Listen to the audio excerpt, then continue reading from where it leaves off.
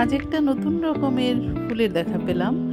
যদিও এই ফুলের নামটা আমার জানা নেই, তো যারা এই গাছের মালিক তাদের কাছে জিজ্ঞেস করলাম, তারাও সঠিক নামটা বলতে পারলো না।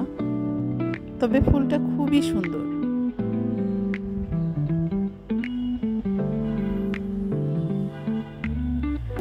আরেকটা জিনিস দেখলাম যেটা আমার কাছে খুবই ভালো লেগেছে, খুবই অবাক করা একটা বিষয়।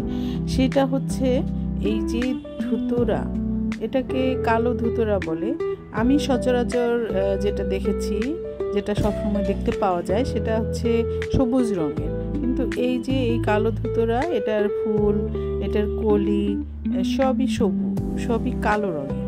কিন্তু এটার ফল, যেটা ফলটা কিন্তু সবুজই।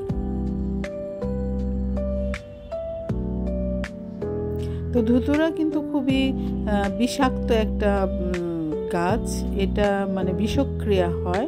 তো এই গাছটা যেখানেই যদি রোপণ করা হোক না কেন, মানে সাবধান থাকতে হবে যেন বাচ্চাদের নাগালের বাইরে থাকে, না হলে অনেক সময় দুর্ঘটনা ঘটে যেতে পারে। তবে এই ধুতুরা গাছটা হচ্ছে একটা ঔষধি গাছ।